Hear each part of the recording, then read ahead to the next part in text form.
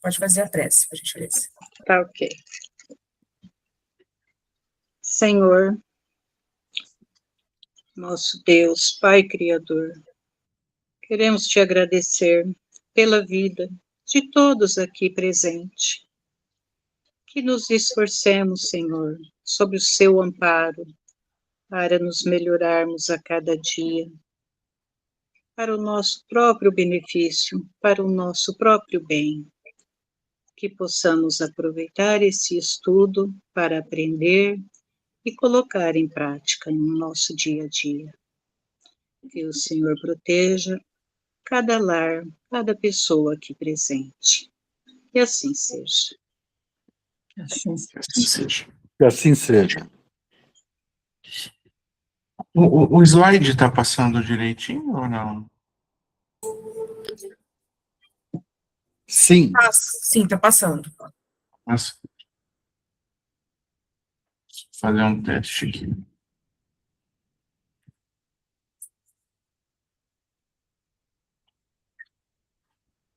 Sim, está passando. Perfeito. Bom, então hoje nós damos continuidade, né, ao estudo do capítulo 1, ainda na questão do cético. Nós vamos avançar daqui mais algumas páginas, tá? E sobre o que nós vamos falar hoje? O que nós vamos pensar juntos hoje? Eu fiz algo diferente aqui, eu coloquei umas perguntas no meio aqui da minha explanação, porque hoje eu quero ouvi-los também. Vocês estão muito quietinhos aí nas últimas aulas. Bom, então nós vamos tratar das falsas explicações dos fenômenos espíritas, né? Nós vamos fazer uma análise crítica delas, dessas falsas explicações. A ideia central é refutar a refutação de explicações materialistas para os fenômenos mediúnicos. E qual que é o objetivo desse nosso encontro de hoje?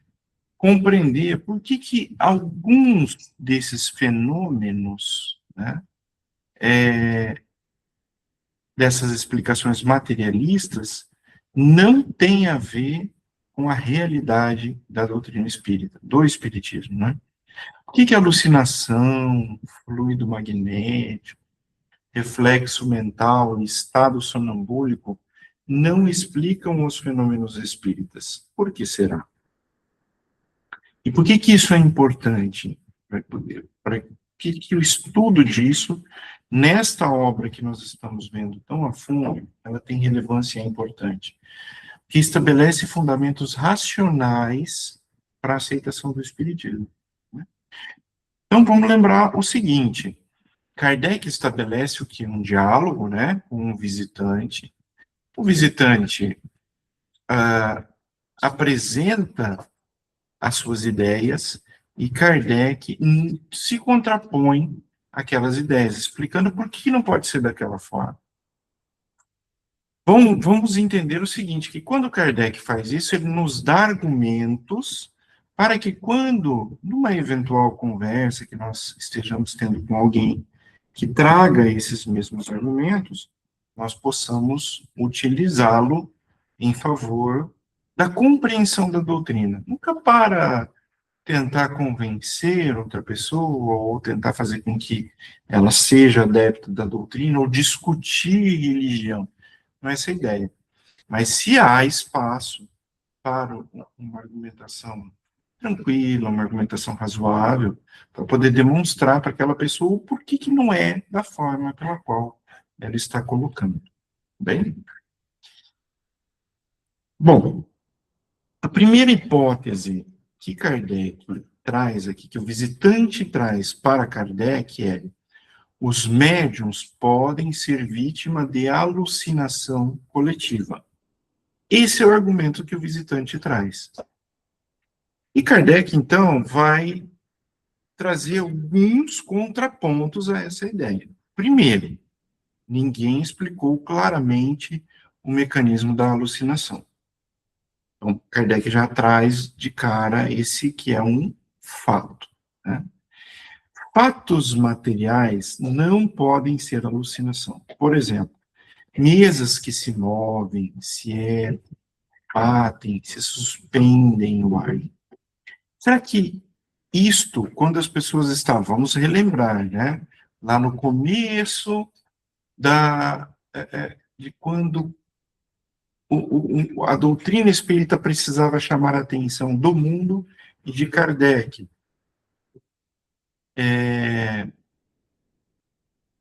O que nós tínhamos? As mesas girantes, as mesas que flutuavam, as mesas que batiam e respondiam, faziam frases, né? Estes fenômenos podem ser alucinação? Talvez de uma pessoa sim, mas a alucinação não produz o quê? O fato de as mesas girarem, o fato desses objetos terem movimento. Isso não pode ser uma alucinação, isso é um fato, né? E uma impossibilidade lógica. Todos os presentes àqueles eventos sofreriam da mesma alucinação simultaneamente? Não. Então, são perguntas que Kardec coloca. Quer dizer, se fosse alucinação, talvez de uma pessoa, mas todos os presentes estariam alucinados em função daqueles fenômenos. Outro aspecto, trata-se de fenômeno universal. Ocorre em todos os países e em todas as épocas. Se fosse alucinação, na verdade, Kardec ele coloca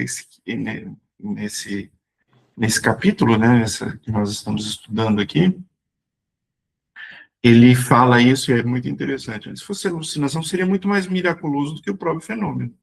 Porque imaginem, uma alucinação onde objetos ganhariam movimento. Isso seria espetacular. É muito mais miraculoso do que o próprio fenômeno, né? Seria uma coisa absurda, muito mais absurda do que entender o que efetivamente há por trás daquilo.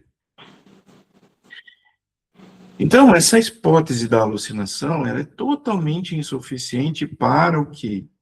Para os fenômenos materiais. Porque a alucinação é um fenômeno individual, ou, no máximo, de pequenos grupos, né? Os fenômenos espíritas, eles são coletivos, repetíveis e deixam rastros materiais. Por que eles são coletivos? Por que Kardec coloca aqui que são fenômenos coletivos? O que vocês acham?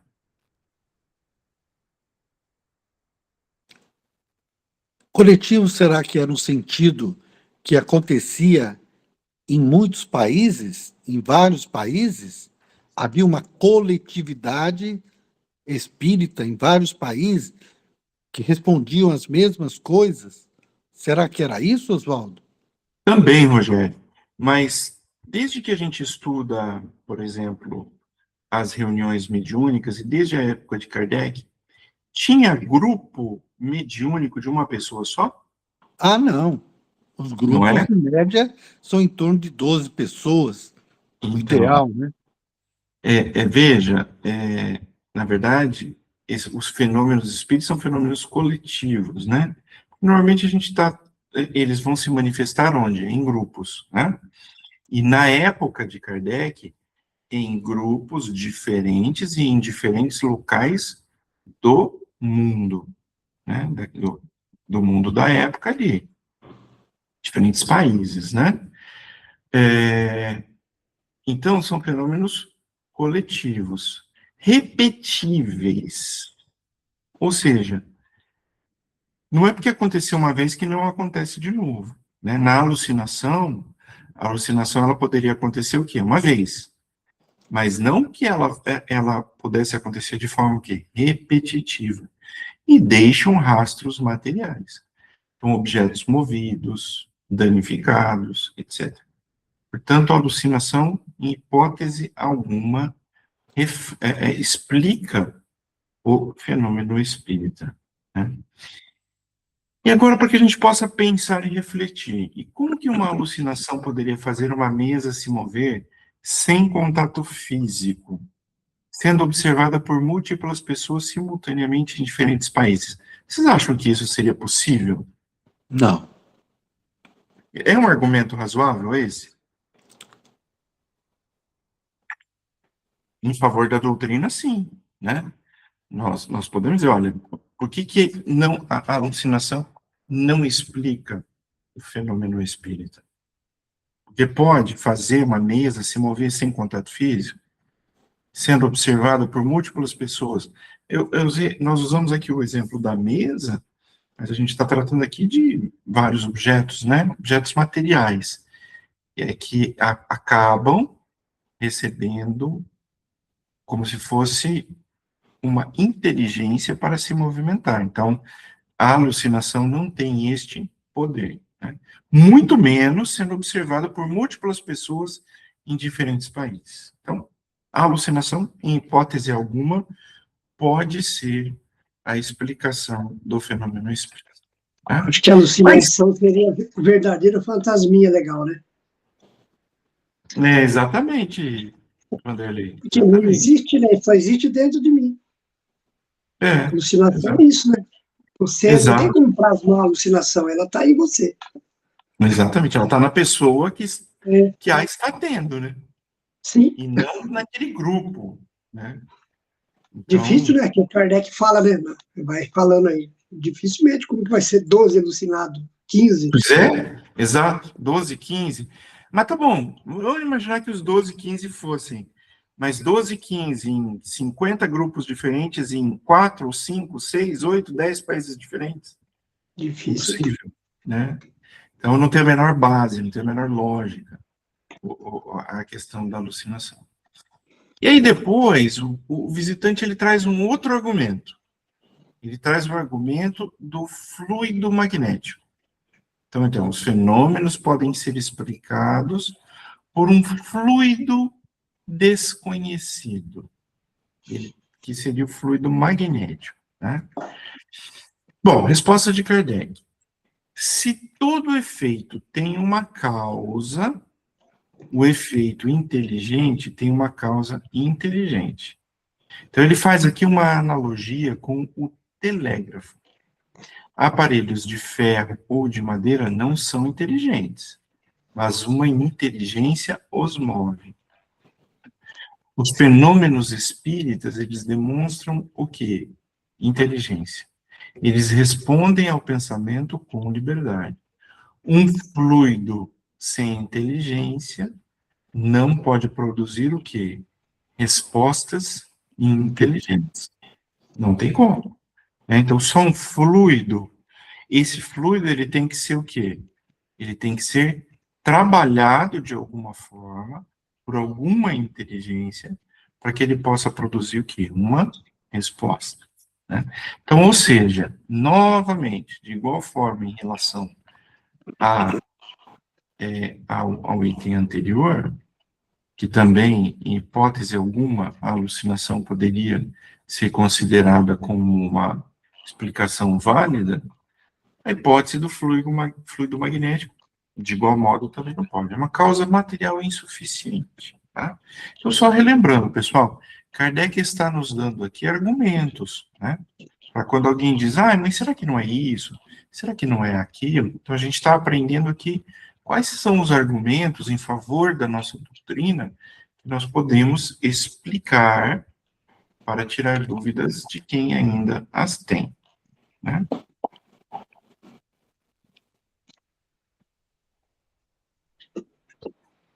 Muito bem. Ainda nessa questão do fluido magnético,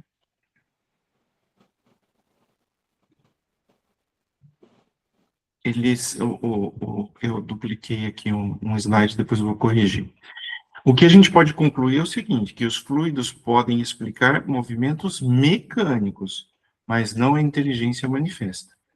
Os fenômenos espíritas revelam pensamento, vontade e conhecimento, características de uma inteligência, não de uma força cega, tá? Então, a hipótese do fluido magnético também cai por terra. Agora, se um fluido magnético fosse responsável, como ele poderia responder a perguntas com inteligência e liberdade? Como faz um telégrafo, como Kardec colocou aqui na época?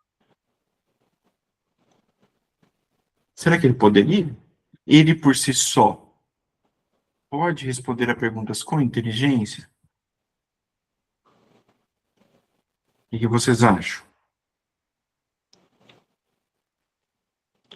Oswaldo, esse fluido magnético é o mesmo fluido magnético do magnetismo humano que nós trabalhamos para ajudar outras pessoas, para curá-las? Você sabe, você tem conhecimento sobre isso. Magnetismo humano. É Certo. esse mesmo fluido? O mesmo fluido magnetismo humano. Só que, vamos lembrar o seguinte, no magnetismo humano, o que aquele fluido está recebendo para agir?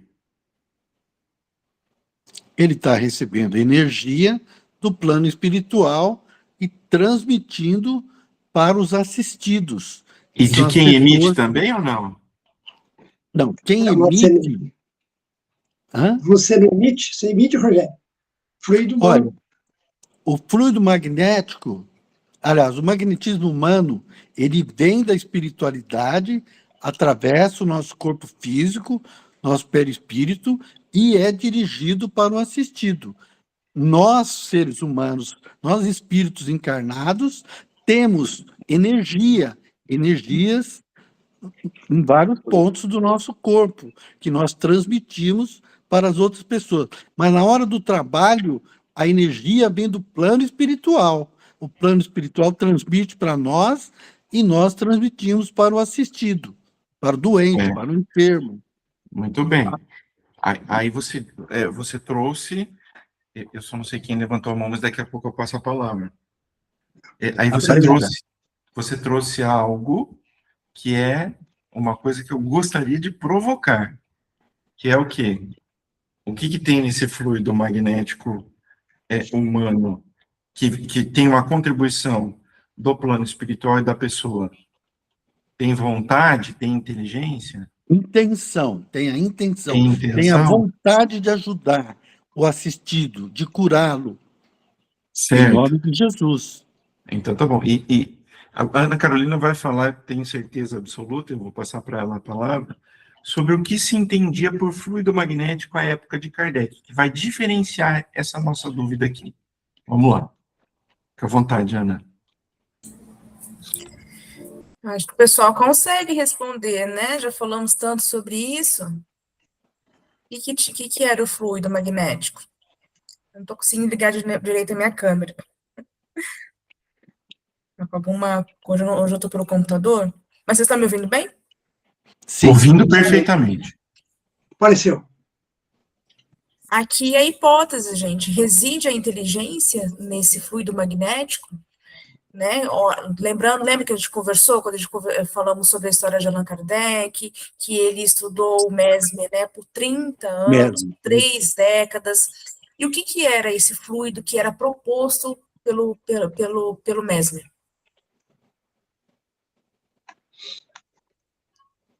Era o fluido animal, né, que depois o Allan Kardec também colocou isso como fluido vital, que já era uma palavra utilizada, né, pela ciência da época. E o Mesmer colocou isso como fluido animal ou magnético, né, comparado já à questão que já estava vigente na ciência, né? Então, para o Mesmer, nós, seres humanos, emitimos um fluido que, ao ser transmitido pelo passe, ele já utilizava a palavra passe, poderia curar aquele outro paciente num estado de hipnose. Lembrando que o Mesmer ainda tinha essa concepção de levar esse paciente à hipnose, que depois o Allan Kardec vai chamar isso de um estado de emancipação da alma, né, que é o que mais se assemelha a um sonambulismo, né, ou seja, e isso o Espiritismo explica também, porque quando a nossa alma se emancipa, o espírito, a gente consegue, enquanto espírito, acessar as nossas faculdades, inclusive averiguar ali qual é o desequilíbrio físico e orgânico que nós temos. Então, o Mesmer já era muito conhecida, essa ciência já era muito conhecida, apesar de ser muita crítica, né, Oswaldo? Era uma das ciências que estava ali em voga, né, em vigência. E eles estavam, só que esse mesmo fluido magnético que nós emitíamos também era capaz de mover objetos. Então, só que aqui, só que o Allan Kardec está investigando uma coisa além, ele já tinha esse conhecimento do Mesmer, né? Então, a questão é, será que esse fluido é capaz de fazer um efeito inteligente? Por si só. Por si só? Então, enquanto a mesa, o Allan Kardec falava isso para o Furtier, enquanto a mesa está girando, batendo de forma aleatória, isso o Mesmer já explicava para a gente.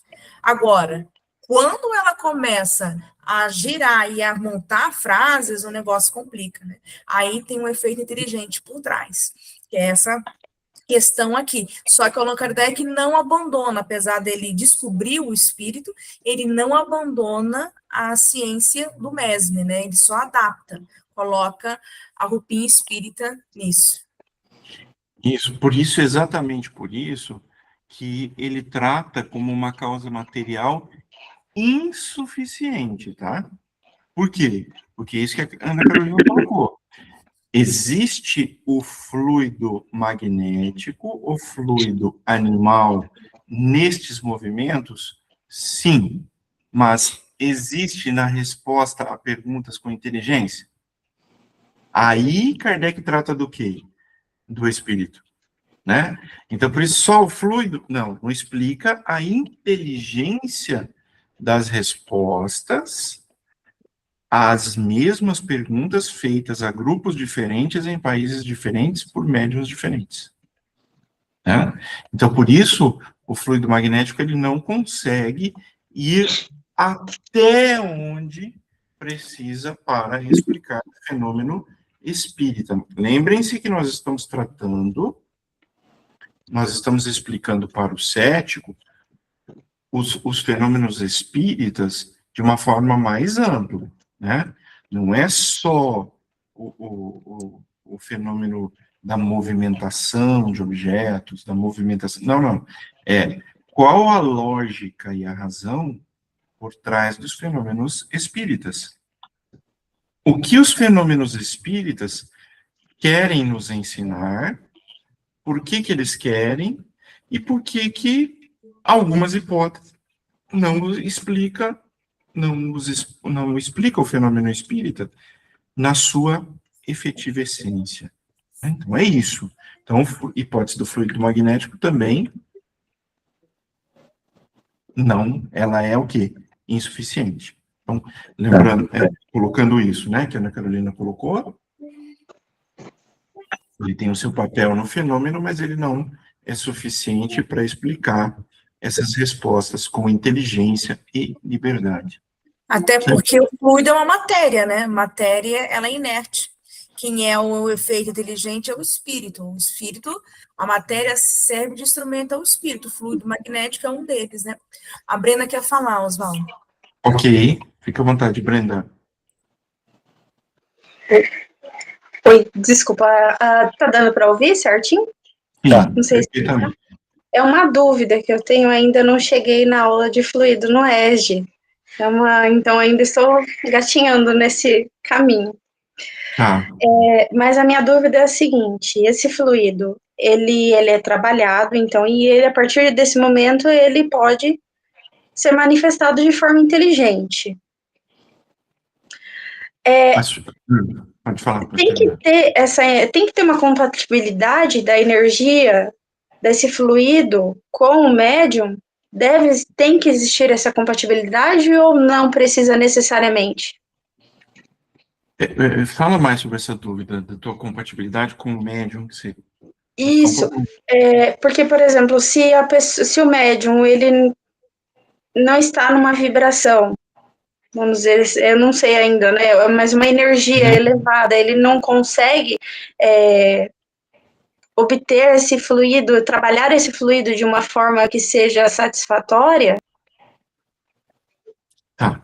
Então, assim, rapidamente, vou só abrir um parêntese aqui, tá?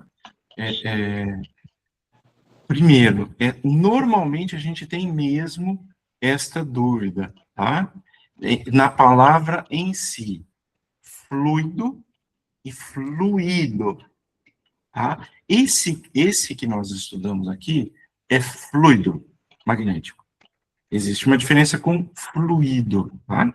Então, o fluido magnético, vamos imaginar o seguinte: o espírito, quando ele se candidata a encarnar em qualquer mundo, ele precisa utilizar o que tem da matéria daquele mundo para ele adaptar o perispírito dele àquele mundo, tá? Então, o espírito é como se fosse uma chama, né? É a nossa essência, mas ele é uma chama. Não tem como fazer a ligação do espírito no corpo sem ter o perispírito. Perispírito.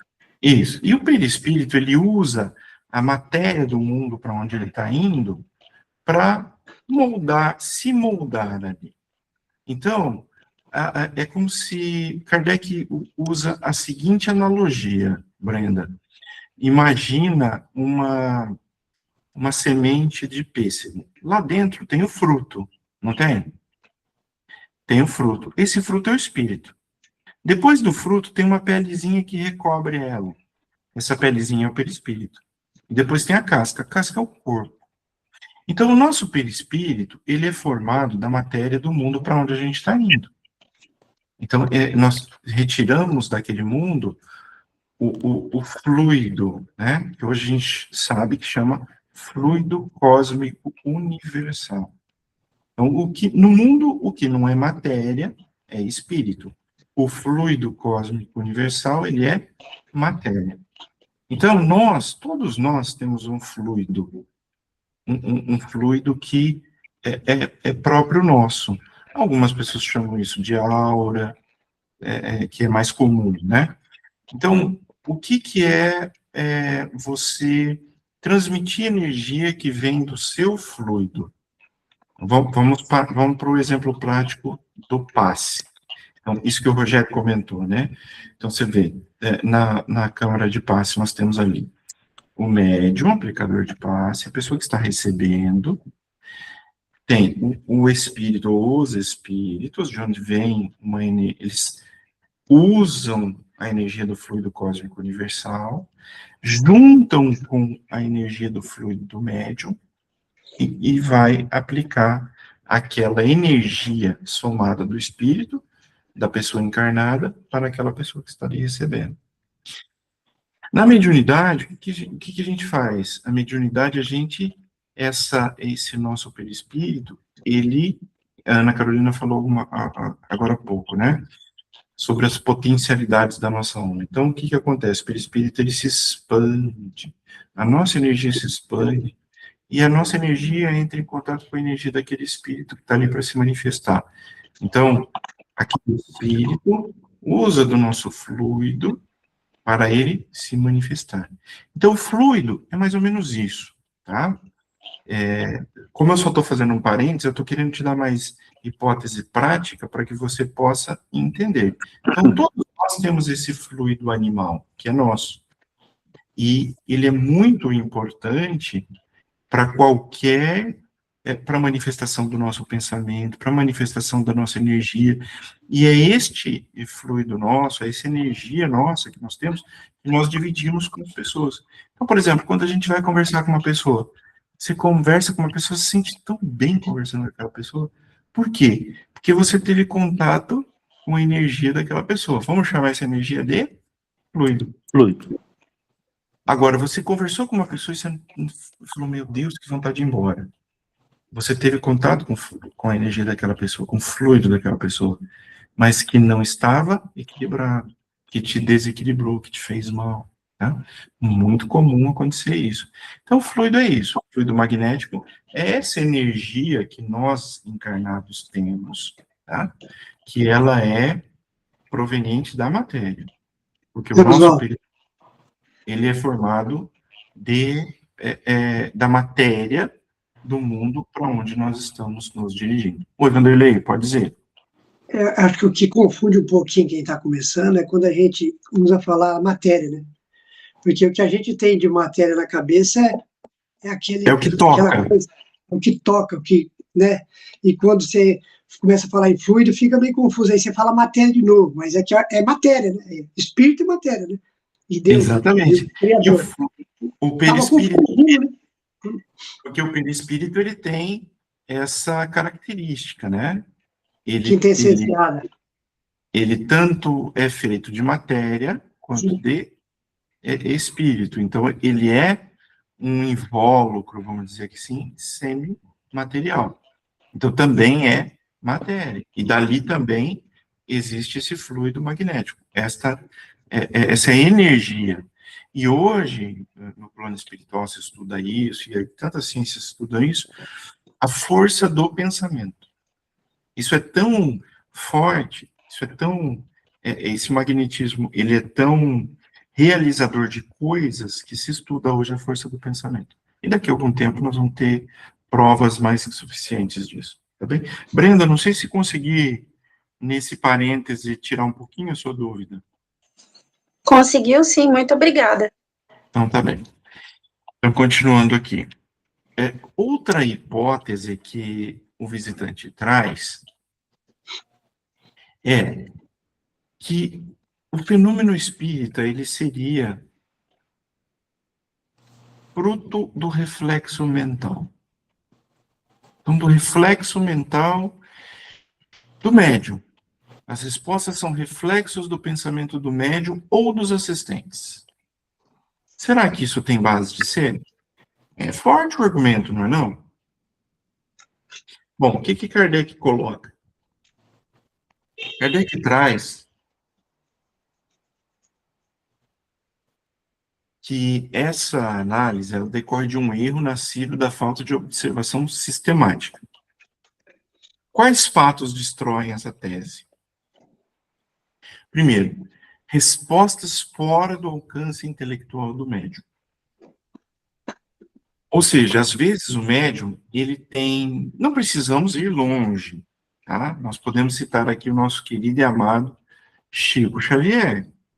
Chico Xavier tinha muito pouco estudo formal. Mas as obras que ele psicografou são obras de um alcance, de uma profundidade intelectual.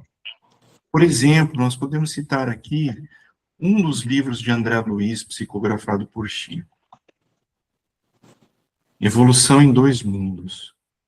Existe livro que explica como se lê esse livro. De tão profundo que ele é. Ele é um manual de biologia.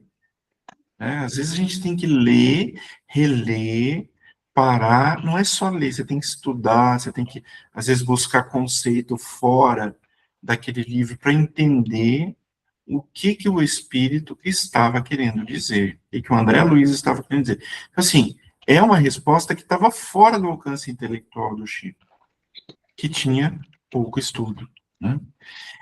Respostas também contrárias aos desejos e opiniões do médium. Então, por quê? Porque o que é a mediunidade, né? A mediunidade nada mais é do que a possibilidade da pessoa encarnada traduzir os pensamentos do espírito. Então, o espírito pensa, a pessoa encarnada, que é o médium, traduz aqueles pensamentos e os transformam em palavras, que às vezes são contrárias à opinião do próprio médium. Às vezes não. Não tem que ser, o médium não precisa concordar com aquilo que o espírito está colocando. Às vezes ele discorda, né? Então, se ele discorda, se é algo contrário, como é que pode ser o reflexo do pensamento dele? Não pode. Se está fora do alcance intelectual dele, como é que pode ser o reflexo do pensamento dele? Não pode. Ou respostas que contradizem as previsões dos assistentes.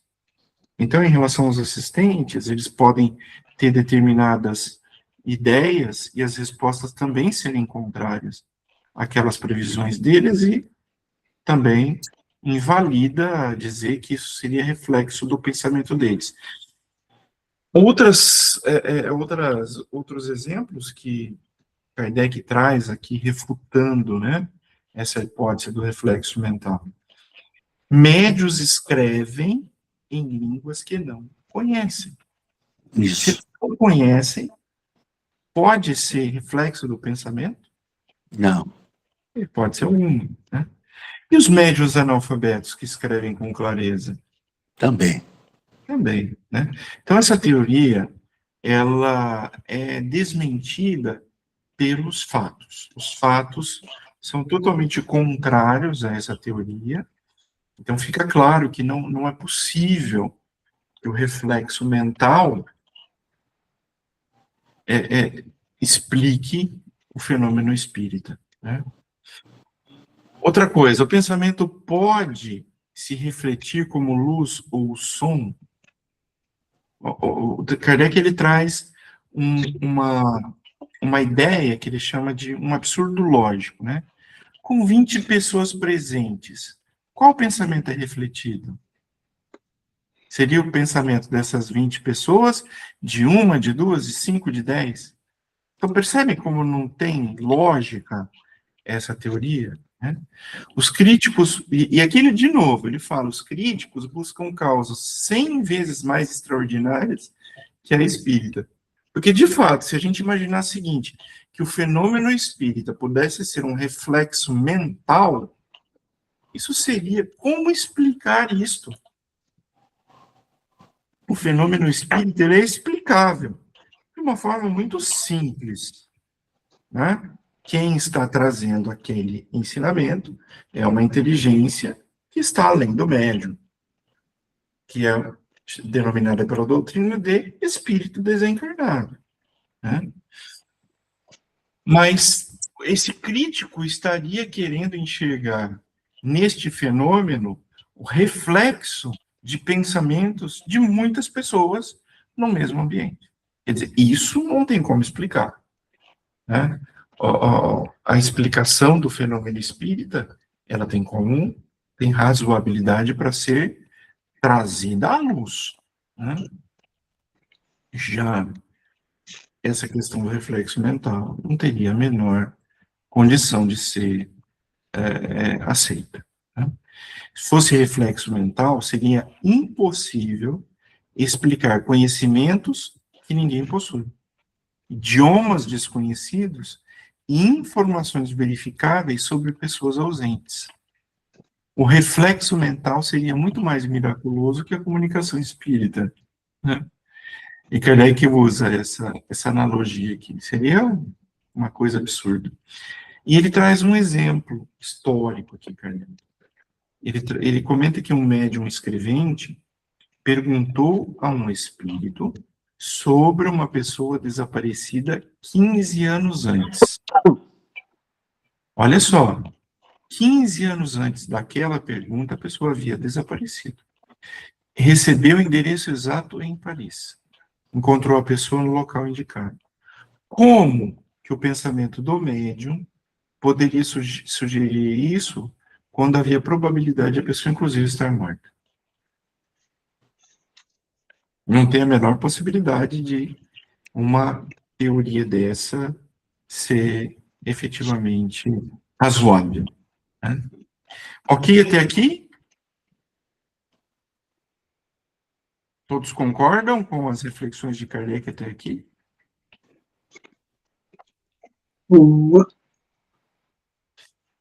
Muito bem. E aí o visitante, ele traz mais uma possibilidade para a análise de Kardec.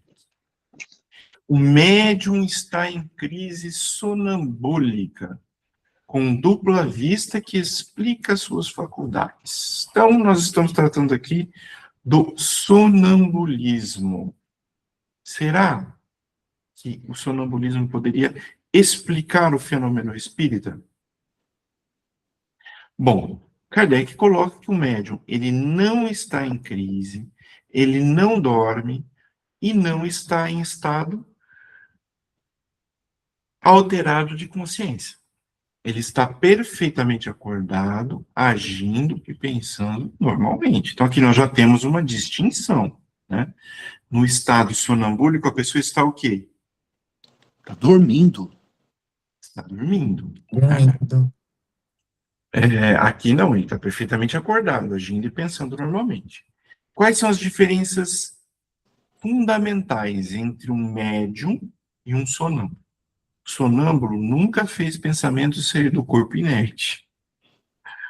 E nunca produziu aparições visíveis e tangíveis, né? E o sonâmbulo nunca suspendeu o corpo pesado no ar sem apoio. Então, um sonâmbulo poderia fazer uma mesa levitar? Não, ele está dormindo. Ele está Como ele vai dormindo. fazer isso? Não tem jeito. Não tem jeito. Então, assim, é curioso que Kardec falou óbvio, né? Mas ele tem que dizer, olha, o sonâmbulo não poderia fazer isso, né? E Kardec traz também um exemplo que ele presenciou de um médium desenhar retrato de jovem morta 18 meses antes, 1 ano e meio antes. Uma pessoa desconhecida do médium, que foi reconhecida pelo pai presente, né? Então, o sonambulismo, ele não explica fenômenos materiais, movimentos de objetos, por exemplo, aparições, desenhos de pessoas desconhecidas e informações verificáveis sobre terceiros. São faculdades completamente o quê? Distintas. Tem resposta para essa pergunta? Como um sonâmbulo poderia fazer uma mesa responder com precisão a perguntas feitas mensalmente, ou desenhar um retrato de uma pessoa desconhecida? Poderia um sonâmbulo fazer isso? Não. Não pode, né? Então, é uma confusão aqui entre fenômenos distintos, sonambulismo e mediunidade. Muito bem. E o problema da fé antecipada versus a boa-fé? Por que os incrédulos não veem os fenômenos? A questão da disposição mental, isso é muito importante. Qual é o argumento aqui do visitante? Os incrédulos pedem fatos positivos. Se todos testemunhassem, não haveria dúvida. Por que não conseguem ver?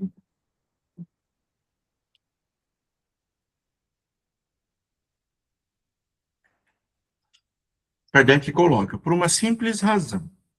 Espíritos não recebem ordens.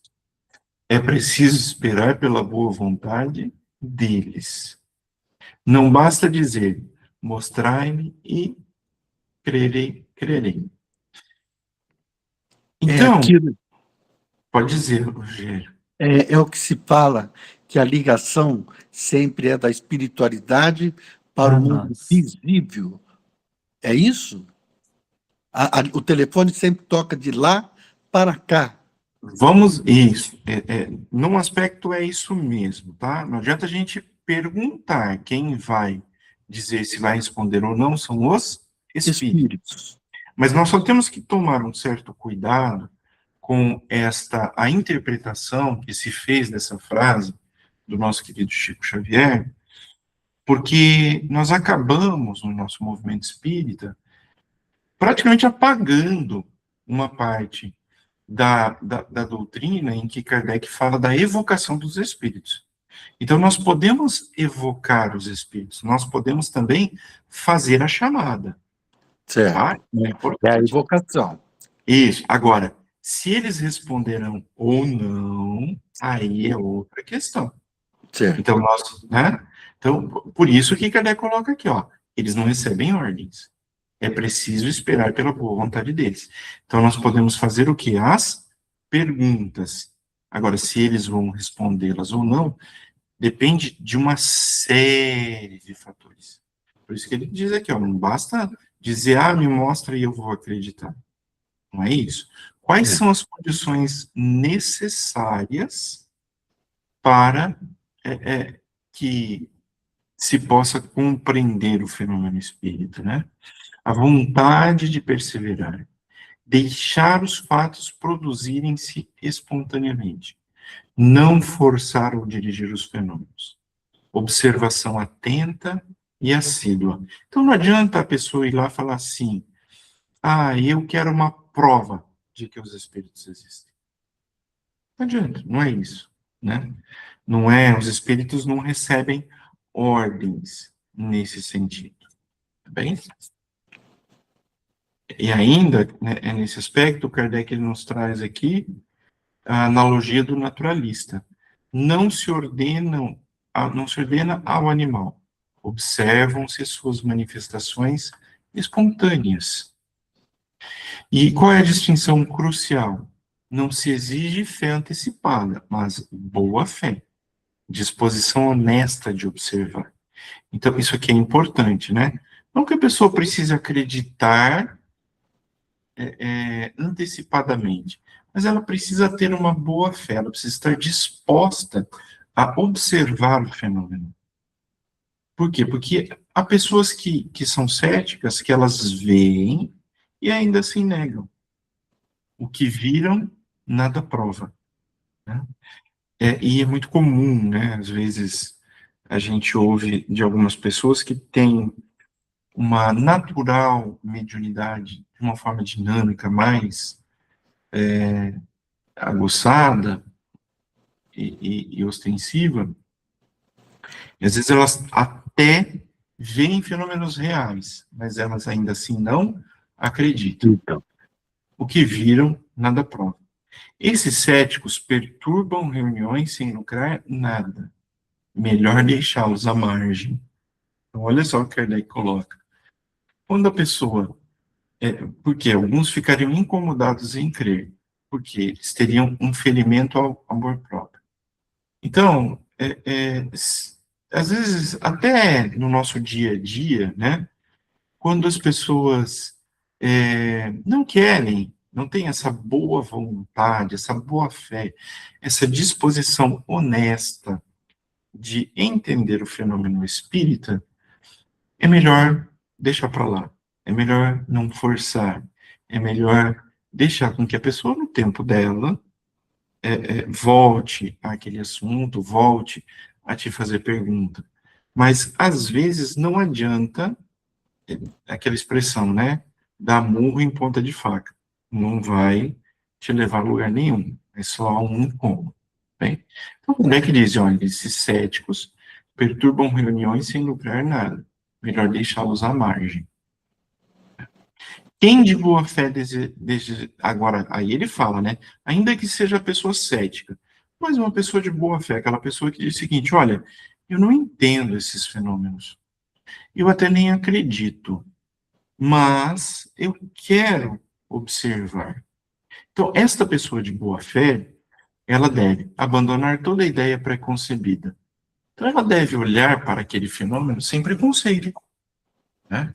Não comparar coisas incompatíveis. Aguardar com paciência infatigável, seguir e observar sistematicamente. Então, a pessoa de boa fé, se ela agir de acordo aqui com essas orientações do Kardec, ela vai conseguir concluir o que ela precisa concluir, né? Por quê? Porque a questão não é de fé, é mais de disposição honesta. Espíritos são inteligências livres, não são máquinas. Então, eles exigem respeito, paciência e observação sistemática, não capricho de céticos, né? E qual vocês acham? Qual a diferença entre exigir fé antecipada de uma pessoa e exigir boa fé? O que vocês acham? Tem diferença isso? Tem. Antecipada, o próprio nome já diz, antecipada. Antecipadamente, ela já tem que aceitar, já tem que acreditar. E ela tem que ter fé vontade. antecipada? Então, Rogério, é isso? Não. Eu estou tentando diferenciar o que é antecipada e a boa vontade, a boa fé, né? Tá. A fé antecipada, ela já deve entrar com essa fé. Ela tem que ter essa fé. Agora, a boa vontade em ter fé é com o passar do tempo, é com o decorrer do tempo, presenciando os fatos, os acontecimentos. Aí, através da observação dos fatos, dos acontecimentos, das comunicações, a fé será desenvolvida naturalmente na pessoa, com o passar do Legal. tempo. Ela vai passar a acreditar. Então, bacana isso que você trouxe, Rogério, porque amplia o nosso debate. Vamos pensar o seguinte: nós estamos falando com uma pessoa que não acredita no fenômeno espírita. Ela não acredita. Tá? Então, em relação a esta pessoa, eu posso esperar que ela tenha fé no fenômeno espírita? Vamos só separar, tá? A gente vai fazer em 2 momentos esse raciocínio que você trouxe. Vamos pensar só nesse corte que eu fiz aqui, ó. Para esta pessoa que não acredita no fenômeno espírita, eu posso esperar que ela tenha uma fé antecipada naquilo que ela vai ver? Se ela não acredita, não. Não, pode ter fé perfeito. antecipada. Muito bom. Agora, eu posso esperar que pelo menos ela tenha boa fé Sim, de analisar? sim, acho que sim. Percebe a diferença? Não tem como você exigir a um cético uma fé antecipada. Mas se aquele cético tem efetiva vontade de entender o fenômeno, aí sim, ele deve ter o quê? Uma boa fé. E o que a boa fé presume? A boa fé presume que ele faça o quê? Vamos voltar aqui, ó.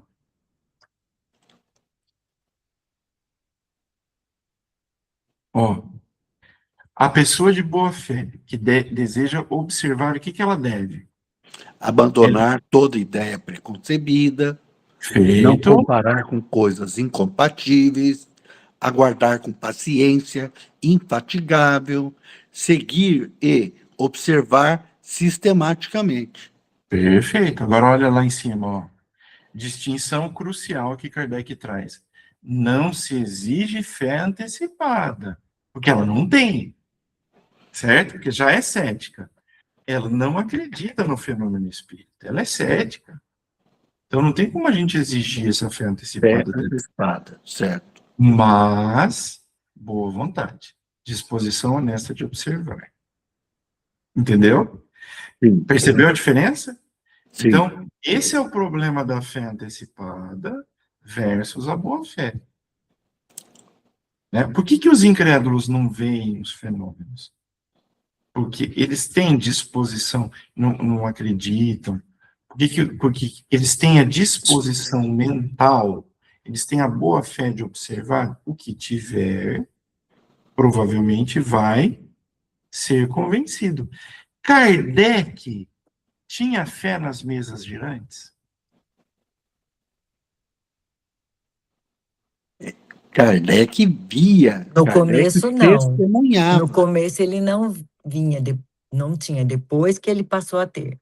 O Kardec era cético no começo, com aqueles fenômenos? Era.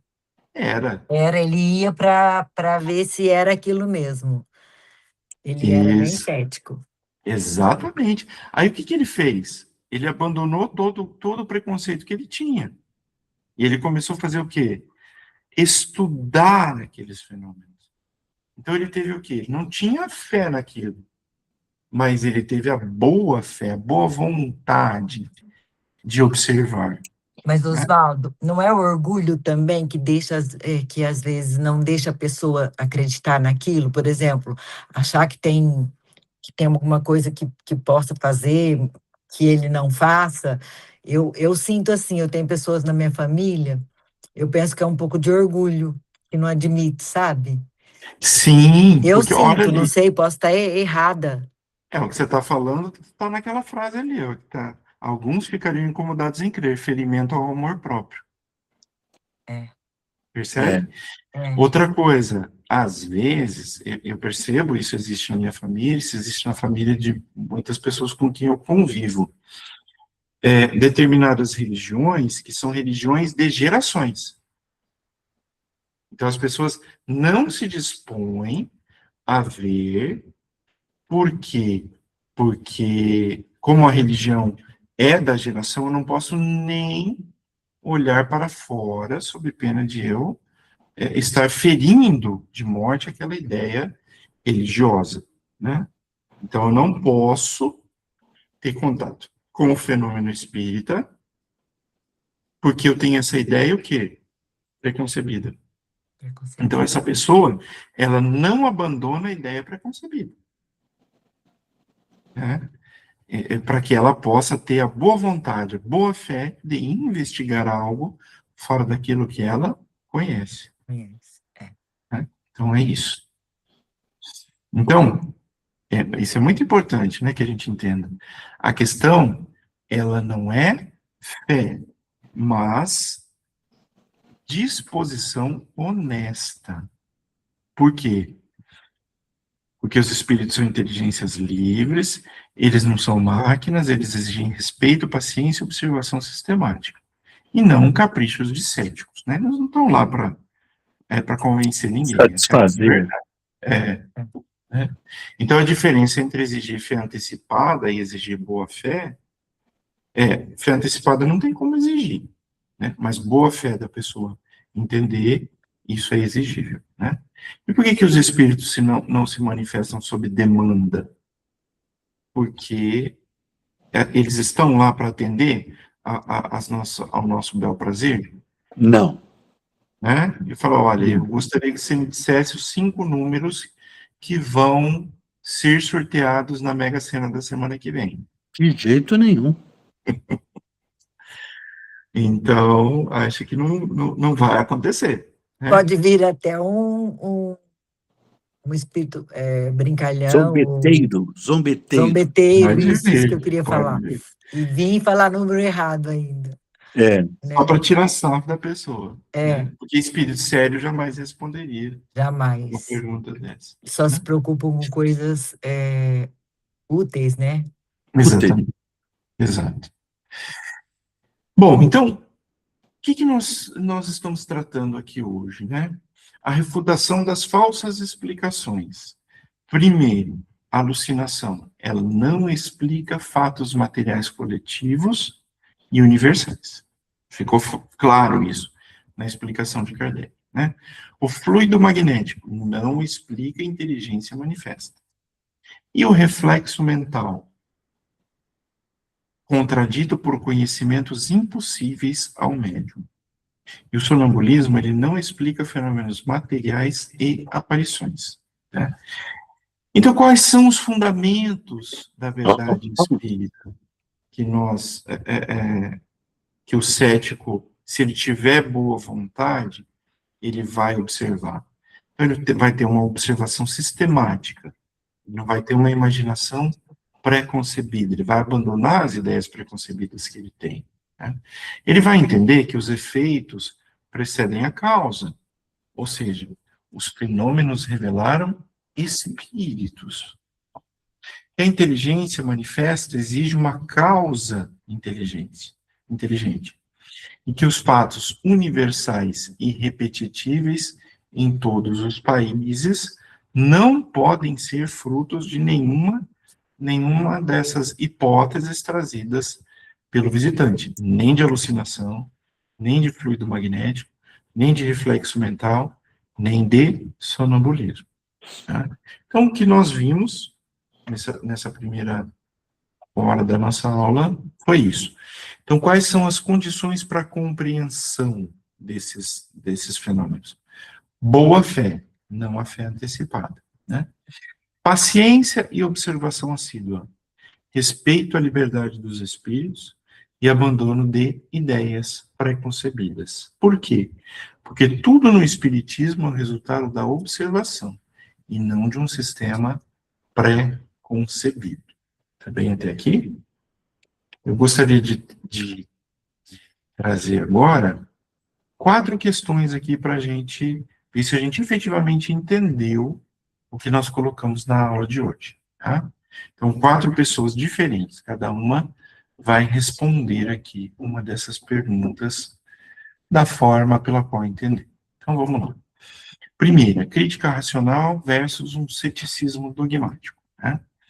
Se um cético presencia um fenômeno espírita inegável, por exemplo, uma mesa que se move sem contato físico, e ainda assim nega o ocorrido, dizendo, não prova nada. Qual a diferença entre a crítica racional e esse ceticismo dogmático?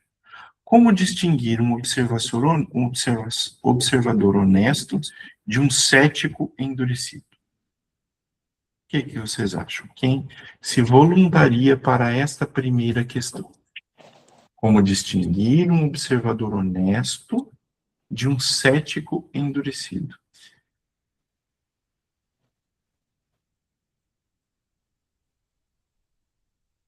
Não precisam discutir um por vez. Estou vendo que tem 6 inscritos aqui no canal.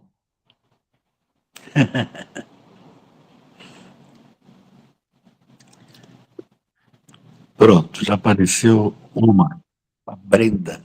Eu vou falar.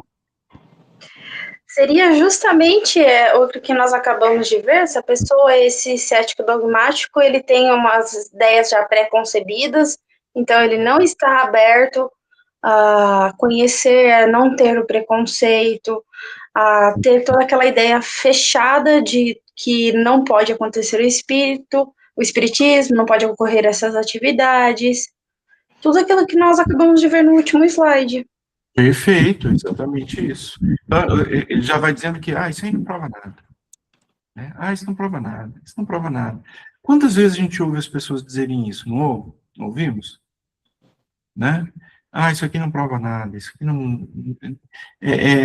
isso aqui, para mim, não quer dizer nada. Né? É exatamente isso que você falou, Breno. É aquela pessoa endurecida, aquela pessoa que não está aberta ao novo. Ao novo. Até porque eu estava pensando nessa questão da fé antecipada também, se fosse para exigir essa fé antecipada, ela seria justamente o contrário do que o Espiritismo fala. Sim. Que seria o livro de dogmas, então vem ao encontro disso também. Exatamente, exatamente. É um ceticismo dogmático, né? Ou seja, a pessoa tem esse preconceito, ele não está nem um pouco interessado numa observação honesta. Né? O que a gente tem que insistir nesse tipo de conversa? O que Kardec fala para fazer, Brenda? Deixa para lá. Não insiste. Não insiste. Por que não devemos insistir? O que me lembrou bastante foi aquele fato histórico dos livros queimados. Perfeito. Exato. Não deixa, porque os espíritos, eles se encarregam, tudo acaba se ajeitando, as pessoas acabam tendo a compreensão no momento correto e de acordo com a sua evolução. Sim, exato. Em determinado momento da vida, aquilo voltará e vai fazer com que a pessoa tenha que se deparar com aquilo, né? Eu conheço um caso muito interessante de uma família que não acreditava em absolutamente nada do fenômeno espírita. Nada, absolutamente nada. E o filho de 4 anos passou a conversar com um espírito que tinha a intenção de realizar o desencarne dessa criança. Era algo, assim, muito chocante, né? E o menino conversava com o espírito, contava para os pais o que o espírito estava falando, como o espírito era, quem ele era e tal. Então, assim, eles foram obrigados a enfrentar todo o preconceito de uma religião a qual eles eram, da qual eles eram filiados, né? E olhar para o fenômeno espírita. Assim, eles foram obrigados. Por quê? Porque o maior tesouro da vida deles estava em risco. E estava em risco real mesmo. A intenção daquele espírito, como depois foi numa reunião mediúnica explicada, era efetivamente realizar o desencarne daquela criança, que eles tinham ali uma história passada. Então, se naquele momento, se num determinado momento, esse cético não tem motivo para se transformar num observador honesto, às vezes a vida oferece esse motivo, né? E não é, por isso que às vezes a gente não precisa insistir, né? Tudo acontece naturalmente, como a Brenda muito bem colocou. Muito bem. Agora, e a liberdade dos espíritos em contraposição à responsabilidade humana? O Kardec afirma que espíritos não recebem ordens e que é preciso esperar pela boa vontade deles. Como conciliar esta liberdade espiritual com a responsabilidade do observador de criar condições adequadas para os fenômenos? Quem tem maior responsabilidade? O espírito ou o médium? Então, como conciliar essa liberdade do espírito com a responsabilidade do observador de criar condições adequadas para os fenômenos? Quem tem maior responsabilidade, o espírito ou o médium? O médium. O médium, né? Responsabilidade inteira do médium. Por quê? Porque, deixa eu entender a pergunta. Ó, Kardec, vamos de novo. Kardec afirma que espíritos não recebem ordens, isso é um fato, né? Certo. E é preciso esperar pela boa vontade deles. Certo. Como conciliar essa liberdade espiritual que eles têm de falar quando eles quiserem, com a responsabilidade do observador de criar condições adequadas para os fenômenos? Quem tem maior responsabilidade? O espírito ou o médium? Oswaldo, Oi. não dependerá da necessidade do médium. Vamos supor, no caso dessa criança que você acabou de contar, houve a necessidade de descobrir o que estava acontecendo para o médium poder ajudar essa criança. Os médiuns dessa reunião mediúnica, desse grupo mediúnico, precisaram ajudar essa criança. Então, sim, eu acho não só a criança, tá? Mas também aqueles não só as crianças, mais sofredores. mas os espíritos, eles precisam nos ajudar nos momentos difíceis das nossas encarnações.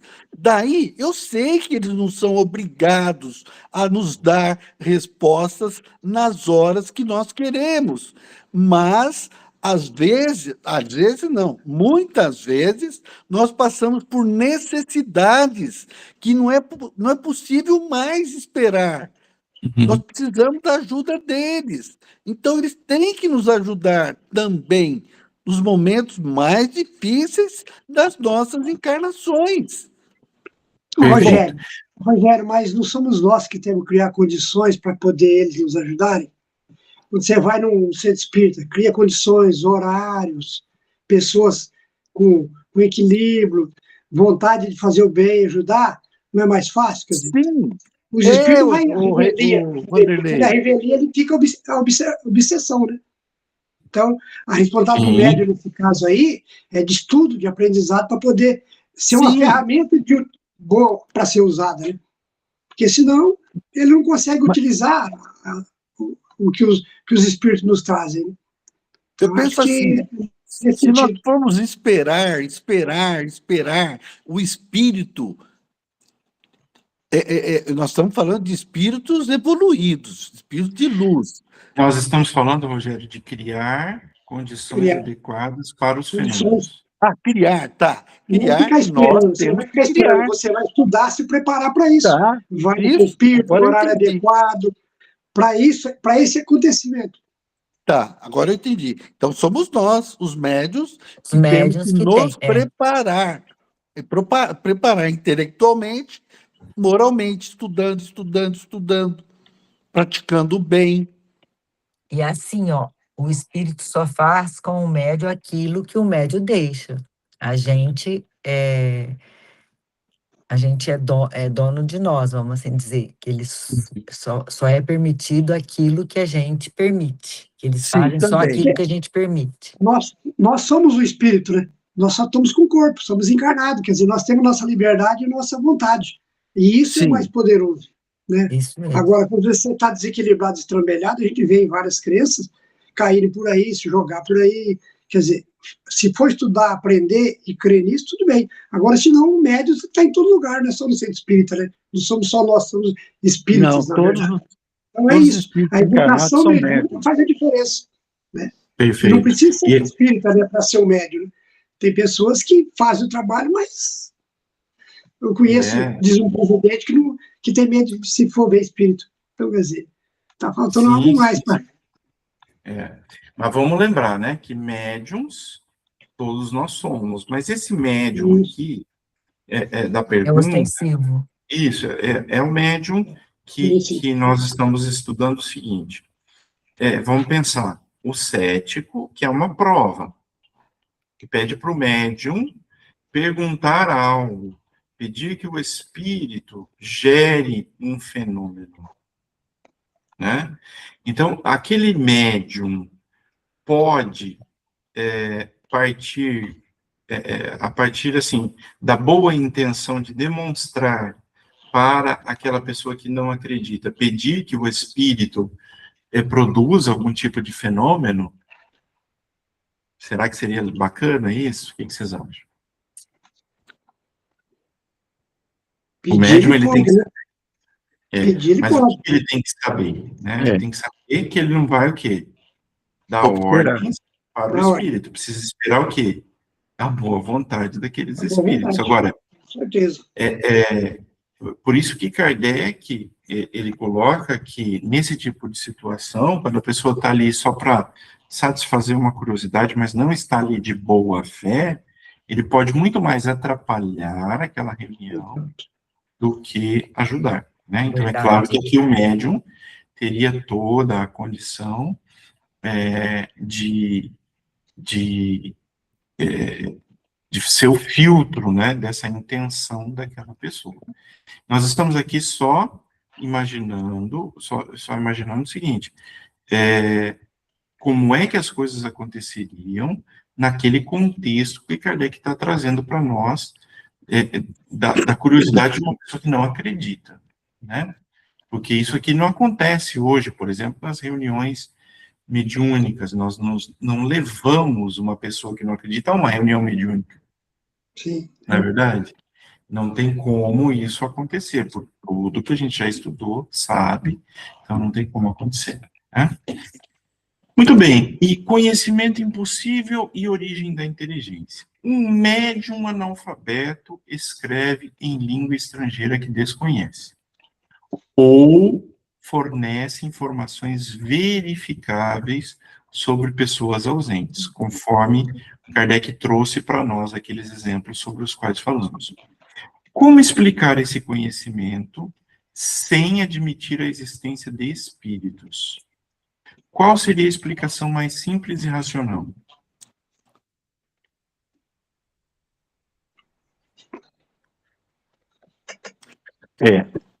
A única forma, olha, como explicar esse conhecimento sem admitir a existência de espíritos? Na minha opinião, não tem como explicar esse acontecimento se não admitir a presença do espírito. O que vai fazer? Qual é a capacidade? Não existe outra capacidade. A única capacidade é a do espírito desencarnado que vai se comunicar com o médium e vai transmitir a ele essas informações. Não existe outra forma, no meu entendimento. Quando a gente começa a estudar a doutrina espírita, né, a gente começa a entender, inclusive, o pensamento de outras pessoas, né? Por exemplo, dos ateus. O ateu, ele não acredita em Deus por quê? Ele não acredita em Deus porque se existisse Deus, não existiria o sofrimento. Essa é a explicação do ateu. Ele fala, não pode ter um Deus que permita tanto mal, que permita tanta injustiça, que permita tanto sofrimento.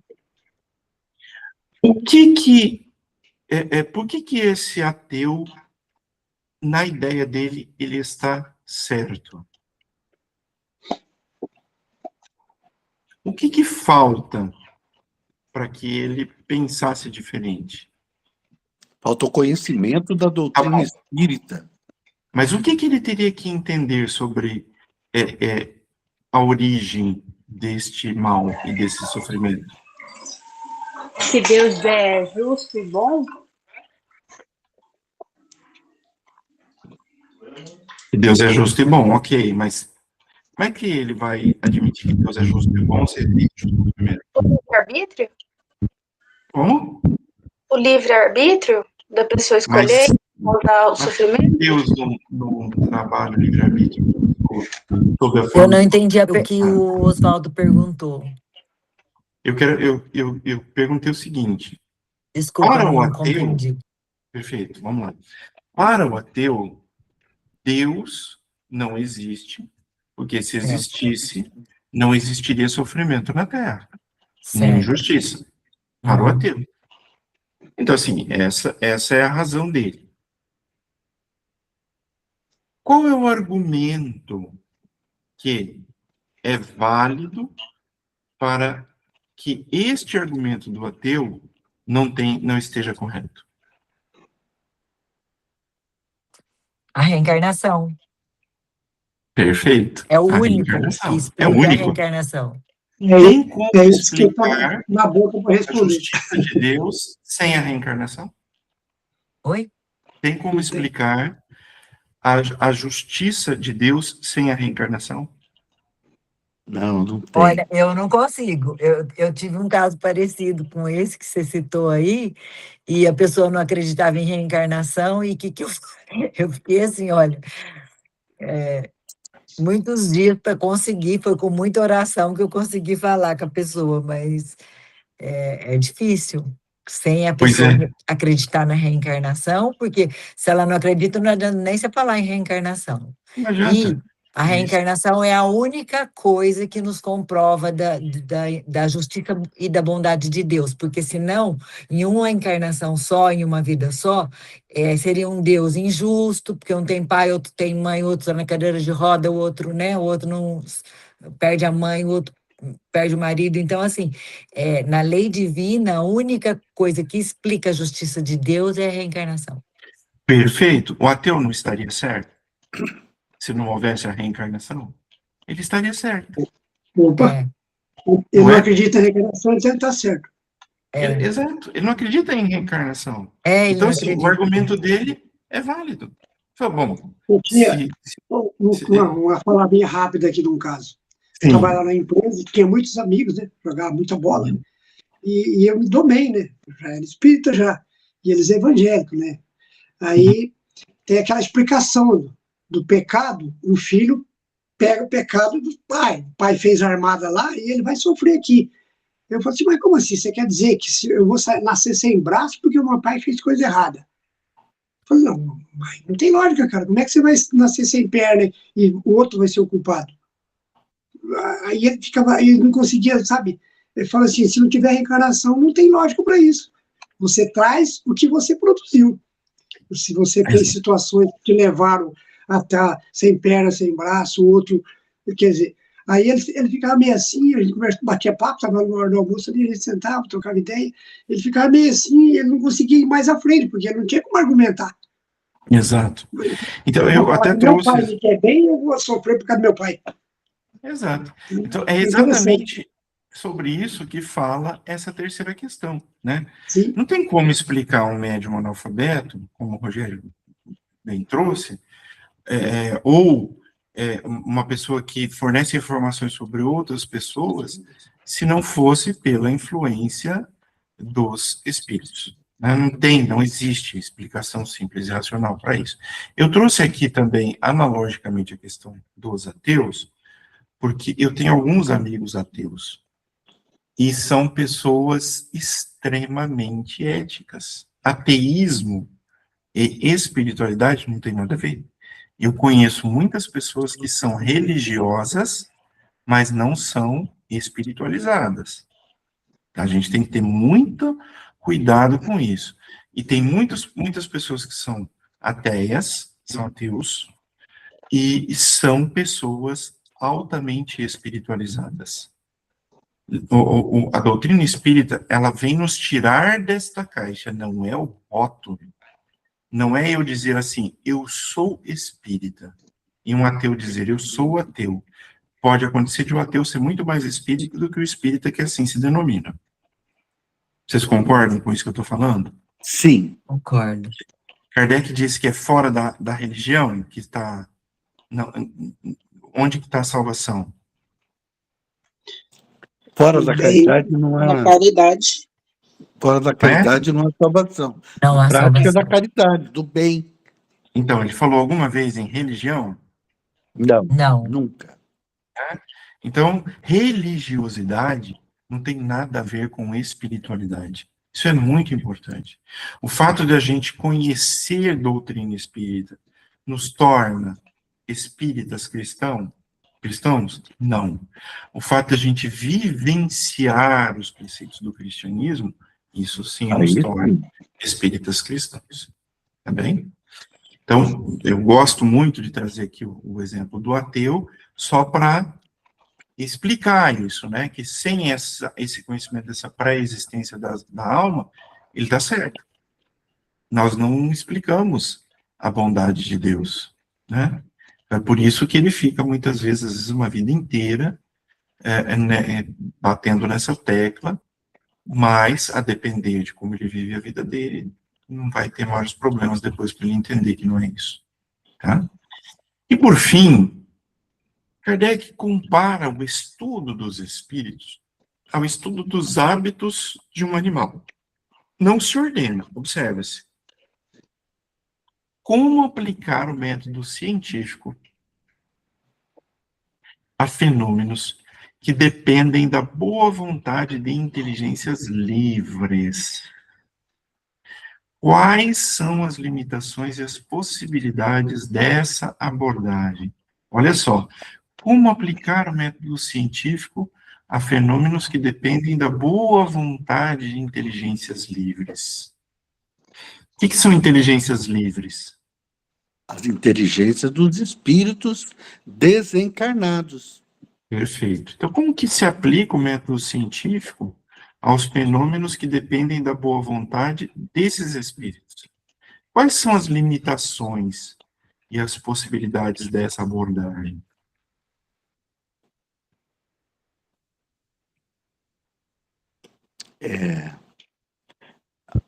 O método é a observação. Não entendi, cortou ali. O método acaba sendo a observação. Porém, a limitação é que ele não vai conseguir, igual com uma outra ciência, ter, assim, por exemplo, pesar, medir. Prova material. Né? Material. Dados, né? Vai ter que ser uma nova ciência, a ciência espiritual. Como é que Kardec, vamos lá, vamos voltar para a época de Kardec. Kardec percebeu que ele estava lidando com inteligências livres. Não percebeu? Percebeu. Como é que ele fez isso? Como é que ele fez para testar o método científico dele com essas inteligências livres? Se ele não podia exigir uma prova de cada um. As mesmas perguntas para espíritos diferentes? Só espíritos diferentes? Não, médiums. Confusão. Médiums. Médiums diferentes e países também? Países diferentes também. Mesmas perguntas, médios diferentes, países diferentes, mesmas perguntas. Ele queria saber as mesmas coisas, de médios diferentes, países diferentes. Então, assim, exatamente. Então, percebe, é uma forma, olha como Kardec era inteligente, né? Será que nós teríamos essa ideia hoje? Vamos pensar hoje. Com todo o aparato tecnológico que a gente tem, se a gente precisasse comprovar alguma coisa que estivesse vindo do plano espiritual, será que nós teríamos essa ideia? Vou fazer uma pergunta aqui, uma nos Estados Unidos, uma na Inglaterra, uma na Alemanha. Foi o que ele fez. Foi o que ele fez. né? Comparou todas as respostas. Exatamente. Então, E naquela imagina. época não tinha nem meio de transporte, como é que ele, né? Era tudo Pois muito é. difícil. Mas ele tinha a esposa dele que ajudou ele Exatamente. 100%. Sem a esposa dele, nós hoje não estaríamos aqui tratando disso. Eu sempre enfatizo isso da importância da esposa de Kardec na vida dele e na doutrina. Porque imagina, uma mulher que durante 14 anos abre mão da sua vida pessoal para ajudar o marido a organizar todo esse material. Eles passaram dias, noites lendo isso, né? E fazendo essas análises, né? Então, foi a forma pela qual o gênio Kardec se dirigiu a essas inteligências livres e comprovou aí o seu método científico. E agora, como brinde a vocês, as respostas a essas 4 perguntas, para uma leitura um pouco mais tranquila na sequência, tá bem? Está na sequência aí as respostas. E agora, para a gente terminar nossa aula, conclusão da nossa aula, né? Quem de boa fé deseja observar, deve, não digo crer sob palavra, mas abandonar toda ideia pré-concebida e não querer comparar coisas incompatíveis. Cumpre-lhe aguardar, seguir, observar com paciência, infatigável. O espiritismo, ele não exige fé cega, mas disposição honesta. Não promete fenômenos sob demanda, mas oferece oportunidade de observação sistemática. Ele não nega a crítica racional, mas rejeita o ceticismo dogmático. Então, cada participante aqui hoje é convidado a questionar as suas ideias preconcebidas, a observar com paciência e boa fé, né? Paciência, às vezes fala assim, nossa, mas como é difícil estudar as obras de Kardec, como é difícil, toda segunda-feira a gente só consegue ler 4, 5, 6, 7 páginas, paciência e boa fé. Distinguir crítica racional de negação dogmática. Reconhecer a liberdade e inteligência dos espíritos. E compreender que o espiritismo é ciência da observação, não da imaginação. Tudo no espiritismo é o resultado da observação, e não de um sistema pré-concebido, como a todo momento nos lembra Kardec. Há alguma colocação? Alguém gostaria de ter? Oswaldo, eu Sim. gostaria de falar uma coisa. Eu comecei o curso do CQTE. Certo. Os meus orientadores são o Geraldo Saviani e a Gisele. Certo. Não é brincadeira a quantidade de coisas, de leituras, de livros, de estudos. Aí eu conversei com o Geraldo. Geraldo, eu já estou com 68 anos de idade nessa encarnação. Eu estou preocupado, Geraldo. Será que vai dar tempo de eu estudar? Falou, Rogério, calma. Nós temos a eternidade. Nós temos todas as outras reencarnações para estudar. Não precisa ficar preocupado. Aí que eu me tranquilizei um pouquinho. E muito, muito legal isso que você está trazendo, Rogério, compartilhando com a gente, porque a gente sempre tem que ter a seguinte ideia: nós estamos começando a acordar. Agora, esse nosso contato com a doutrina espírita é uma prova de que nós estamos deixando um estado de um estado de não conhecimento da verdade para passar ao conhecimento da verdade. Então, esse é um primeiro contato que nós estamos tendo. Nessa encarnação, nos cursos que nós fazemos, é um contato mais aprofundado, porque nós estamos agora entendendo, tendo a condição de entender melhor essa verdade. Mas é daqui para frente, e esse para frente não acaba nunca. Não acaba nunca. Não acaba nunca. Então, assim, nós vamos estudar aqui, nós vamos ler, nós vamos para o plano espiritual, e lá nós vamos continuar estudando. Lá nós vamos continuar isso. Na hora que a gente tiver com um bom cabedal de conhecimento, a gente volta para onde a gente for útil, né? E vamos lembrar o seguinte, o que tem aquele livro, né? Que Chico psicografou. Brasil, coração... Coração do mundo, pátria do Evangelho.